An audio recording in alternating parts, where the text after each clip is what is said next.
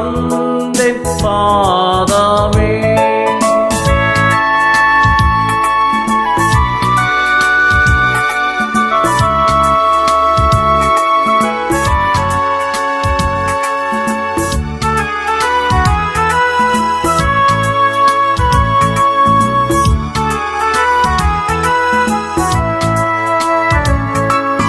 கடந்த நாளில் கண்மணி போல் காத்திரன்னை தயவாய். கடந்த நாளில் கண்மணி போல் காத்திரன்னை தயவாய். ஸ்தோத்திரம் ஸ்தோத்திரம் இயேசுவே கிருபைக்காய். ஸ்தோத்திரம் ஸ்தோத்திரம் இயேசுவே கிருபைக்காய். வழி நடத்தும் நாயகா நம்பி வந்தேன் பாதமே.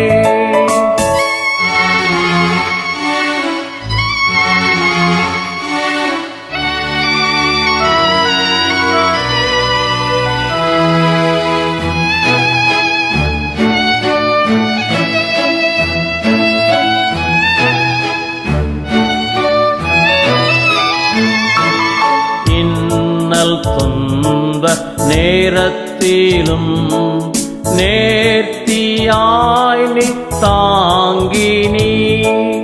இன்னல் துன்ப நேரத்திலும் நேர்த்தியாய் நீ தாங்கினி. போற்றுவேன் போற்றுவேன் என்னை தாங்கிய தேவனை. போற்றுவேன் போற்றுவேன் என்னை தாங்கிய தேவனை. வழி நடத்தும் நாயகா நம்பி வந்தேன் பாதமே.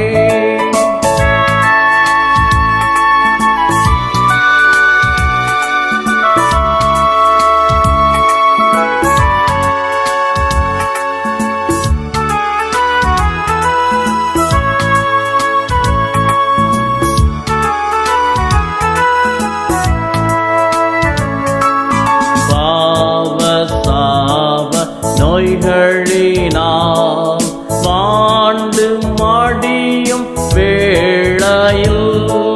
பாவ சாவ நோய்களினால் வாண்டு மடியும் வேளையில். மீட்கிறே மீட்கிறே இயேசுவே அன்பினால். மீட்கிறே மீட்கிறே இயேசுவே அன்பினால். வழி நடத்தும் நாயகா நம்பி வந்தேன் பாதமே. கர்த்தராகிய இயேசு கிறிஸ்துவின் இனிய நாமத்தினாலே உங்களை வாழ்த்துகிறேன். இந்த ஜெபதனின் ஜெப நேரத்திற்கு உங்களை அன்பாக அழைக்கிறோம்.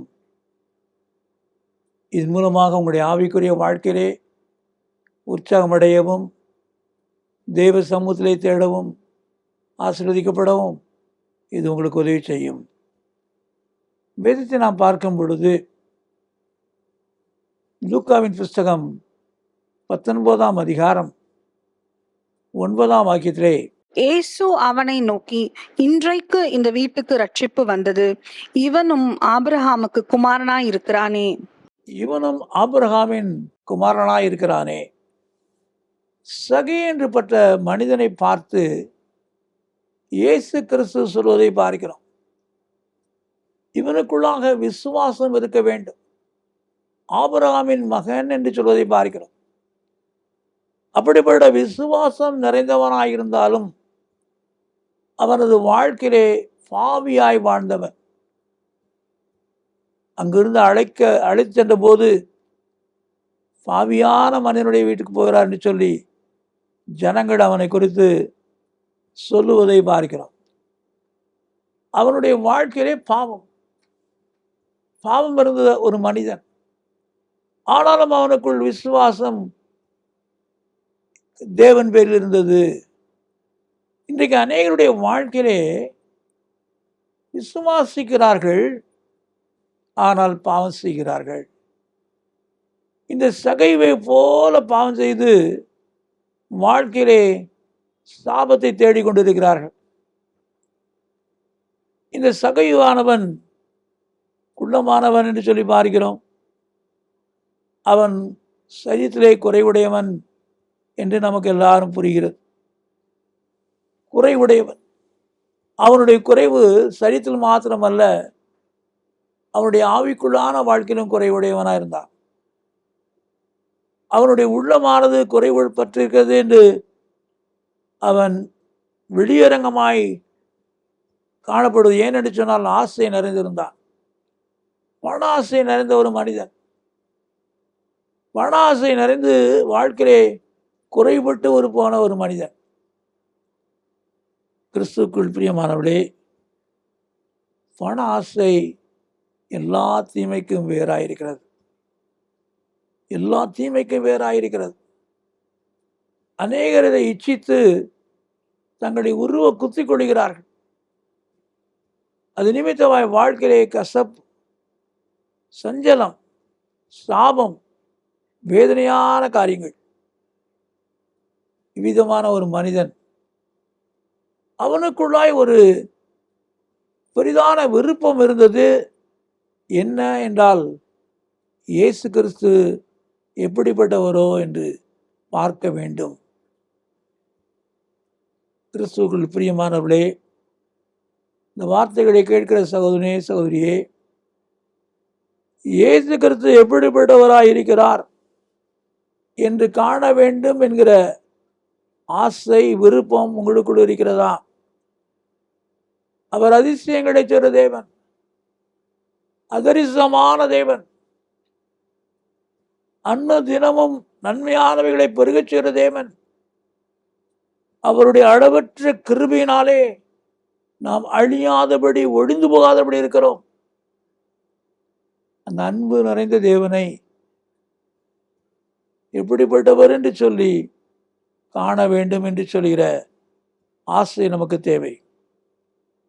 இந்த சகையு அவருடைய வீட்டிற்கு ரட்சிப்பை கொண்டு வரத்தக்கதாக அவருடைய செயல்களே அமைந்தது. காரணம், அவன் வாழ்க்கையிலே இயேசு கிறிஸ்துவை விசுவாசித்தான், காண வேண்டும் என்று சொல்லி அவன் விரும்பினான். இன்றைக்கு அநேகருடைய வாழ்க்கையிலே இயேசு கிறிஸ்துவை காண வேண்டும் என்ற விருப்பம் உண்டு. ஆனால் அதோடு நின்று விடக்கூடாது. இந்த இயேசு கிறிஸ்துவை நான் காண வேண்டும். குள்ளனாய் இருக்கிறேன் என்று சொல்லி கூட்டத்தில் பார்க்க முடியாது என்று சொல்லி அவன் காட்டத்தீ மரத்திலே, சாலை ஓரத்திலே இருந்த காட்டத்தீ மரத்திலே ஏறி அவர் வருகிற வழியிலே அவரை பார்க்க அவளோடு இருந்தான் என்று பார்க்கிறோம். இன்றைக்கு நாமும் கூட அப்படியாய் நாம் இருப்போம் என்று சொன்னார். அவர் நமக்கு தென்படுகிற தேவனாயிருக்கிறார். அவருடைய வல்லமையான கரம் நம்மை தொடும். இன்றைக்கு அநேக நேரங்களிலே நாம் உண்மையாய் தேடுவது கிடையாது. அநேக நேரங்களிலே அவருடைய அன்பின் செயலை புரிந்து கொள்ள முடியாதபடி விதமான நிகழ்ச்சிகளிலே, விதமான நேரங்களிலே உலக மக்களைப் போல நாம் வாழ்ந்து கொண்டிருக்கிறோம். ஆனால் இந்த சகையுடைய வாழ்க்கையிலே அவன் குள்ளனாயிருக்கிறான் என்று சொல்லி அவன் அதோடு நிற்கவில்லை. அவர் செல்லுகிற வழியிலே ஓடி காட்டத்தீ மரத்திலே ஏறினான். இயேசு கிறிஸ்து அந்த வழியே வரும் பொழுது அவன் இருப்பதை அறிந்து அண்ணாந்து பார்த்து அவன் பெயரை சொல்லி அழைத்தார். அவன் பெயரை சொல்லி அழைக்கிறான். சகைவே, நீ இறங்கி வா, சீக்கிரமாக இறங்கி வா. உன்னுடைய வீட்டிலே தங்க போகிறேன். பெரிய ஆசீர்வாதமான ஒரு காரியம். அவனுடைய வாழ்க்கையில ஒரு பெரிய மகிழ்ச்சிக்குரிய ஒரு காரியம். இன்றைக்கு நம்முடைய வாழ்க்கையிலே அவருடைய சமூகத்தை நாட வேண்டும், தேட வேண்டும் என்று விரும்பும்போது அவர் தென்படுவதோடு நம்மை அழைத்து ஆசீர்வதிக்கிறார். நாம் அவரை தேடுவோமா? ஆலயத்திலே அவரை நாடுவோமா? எங்கு சென்றாலும் அவர் சமூகத்தை தேடுவதற்கு கவனமாயிருப்போமா? கர்த்தர் அதிசயம் செய்வார். கண்களை மூடி ஜெயிப்போம். எங்களை நேசிக்கிற அன்பு நிறைந்த இயேசு கிறிஸ்துவே, சகை ஒரு குள்ளனாயிருந்தாலும், பலவிதமான பாவியாயிருந்தாலும், பாவத்தை செய்கிறவனாக இருந்தாலும், விசுவாசம் உள்ளவனாக இருந்தான், தேடுகிற உணர்வுடையவனாக இருந்தான் என்று பார்க்கிறோம். இன்றைக்கே எங்களது வாழ்க்கையிலும் நாங்கள் பெற்றுக்கொள்ள வேண்டிய நன்மைகளை பெற்றுக்கொள்ளும்படியாக எங்களுக்கு உதவி செய்யும். எங்களுடைய எல்லா விதமான முயற்சிகளையும் அதிசயமாய் நடத்தும். சோர்ந்து போகாதபடி நன்மைகளை பெற்றுக்கொள்ள அனுகிரகம் பண்ணும். இயேசு கிறிஸ்துவின் நாமத்தில் பிதாவே, ஆமென். இந்த நிகழ்ச்சியை பற்றிய உங்கள் கருத்துக்களையும் உங்கள் சாட்சிகளையும் உங்கள் ஜெப விண்ணப்பங்களையும் எங்களோடு கூட பகிர்ந்து கொள்ளுங்கள். கர்த்தருடைய நாமம் மகிமை அடைவதற்கும் எங்களை ஊக்குவிப்பதற்கும் அது ஏதுவாக இருக்கும். எங்கள் ஜெபதுனி மாத இதழ் தமிழ், ஆங்கிலம் மற்றும் சிங்கள மொழிகளில் வெளியிடப்படுகிறது. பெற்று பயனடையுங்கள். சகோதரர் அவர்கள் எழுதிய யார் என்னை விடுதலையாக்குவார், கர்த்தரை தேடுங்கள் என்ற புத்தகங்கள் தமிழ் மற்றும் ஆங்கிலத்திலும் வெளிவந்துள்ளன. மேலும் பாதைக்கு வெளிச்சம், ஜெயம் தரும் ஜெபங்கள் என்ற புத்தகங்களையும் ஜீவ கீதங்கள் என்கிற பாடல் புத்தகத்தையும் பெற்று பயனடையுங்கள். எங்கள் ஊழியங்களுக்காக ஜெபியுங்கள்.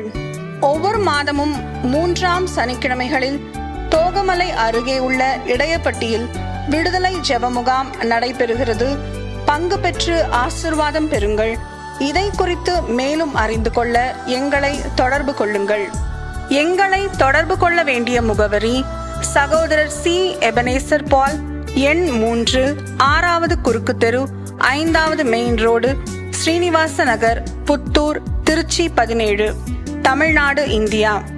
எங்கள் தொலைபேசி எண்கள் 0431 278 0938 மற்றும் 9842365132. எங்கள் மின் அஞ்சல் முகவரி prayer@jebadani.org. எங்கள் இணையதள முகவரி www.jebadani.org. Our contact address is Brother C.